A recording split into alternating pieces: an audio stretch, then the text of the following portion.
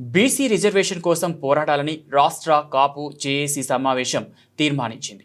కాపు, బలిజ తెగల ఒంటరి తూర్పు కాపు, మున్నూరు కాపు సమస్యలపై దశలవారీ ఉద్యమ కార్యాచరణను రూపొందిస్తున్నట్లు రాష్ట్ర కాపు జేఏసీ అధ్యక్షులు చందు జనార్దన్ తెలిపారు. ఆదివారం విజయవాడలో సంఘాల నాయకులు, ప్రతినిధులు, యూనియన్ ఉద్యోగ సంఘాలు, రాధారంగ మిత్ర మండలి వ్యాపారస్తులు 325 మంది నాయకత్వంలో పాల్గొనగా 12 తీర్మానాలను సమావేశం ఆమోదించింది.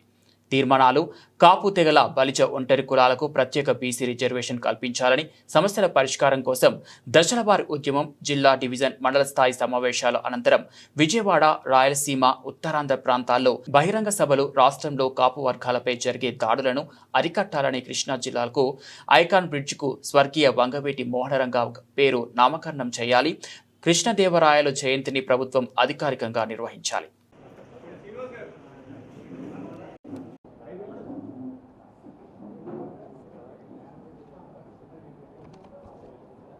అందరికీ నమస్కారం. ఈరోజు రాష్ట్ర కాపు జేఏసీ అదేవిధంగా విజయవాడ వేదికగా ఒక 150 సంఘ నాయకులు, సంఘ ప్రతినిధులతో సమావేశం ఏర్పాటు చేసుకున్నాం. గత ఆదివారం రాష్ట్ర కాపు జేఏసీ ఏర్పాటు చేసిన సమావేశంలో ఆ రోజు పాల్గొన్న 230 మంది అగ్రనాయకత్వం తీసుకున్న ఎజెండాలో ఒక 9 ఎజెండా అంశాలుగా తీసుకుని రాజకీయ పార్టీ అధినేతలకి వాటిని వినతి పత్రాలు అనేది పంపటం జరిగింది. అందులో 9 అంశాలు ప్రధానంగా తీసుకున్నాం.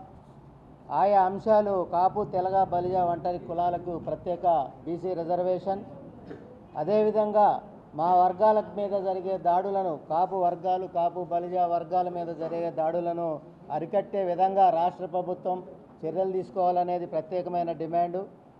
కృష్ణా జిల్లాకు కృష్ణా నదిపై నూతనంగా నిర్మించే ఐకాన్ బ్రిడ్జికి స్వర్గీయ వంగవీటి మోహనరంగ గారి పేరు నామకరణం చేయాలని, కాపు కార్పొరేషన్కి ప్రతి సంవత్సరం 3,000 కోట్ల రూపాయల నిధులు మంజూరు చేసి కాపుల అభివృద్ధికి కృషి చేయాలని, హామీ మేరకు 2 ఎకరాల్లో కాపు భవనాల నిర్మాణాలు పూర్తి చేసే విధంగా చూడాలని, అదేవిధంగా 6వ అంశం కూటమి ప్రభుత్వం కాపులకు జనాభా దామాషా ప్రకారం రాజకీయ నామినేటెడ్ పదవుల్లో ప్రాధాన్యత ఇవ్వాలని, 7వ అంశం కాపు ఉద్యోగస్తులకు పోలీసు, రెవెన్యూ లాంటి ప్రాధాన్యత గల శాఖల్లో సైతం ఫోకల్ స్థానాల్లో పోస్టింగ్లు ఇవ్వాలని, అణచివేతపై సరైన దిద్దుబాటు చర్యలు రాష్ట్ర ప్రభుత్వం చేపట్టాలని, రాష్ట్ర విభజన నేపథ్యంలో తెలంగాణ నుండి ఏపీలో కలిసిన 7 ముంపు మండలాల్లో మున్నూరు కాపు కుటుంబ సభ్యులు రిజర్వేషన్కి సంబంధించిన అంశంలో ఇబ్బందులు ఉన్నాయి.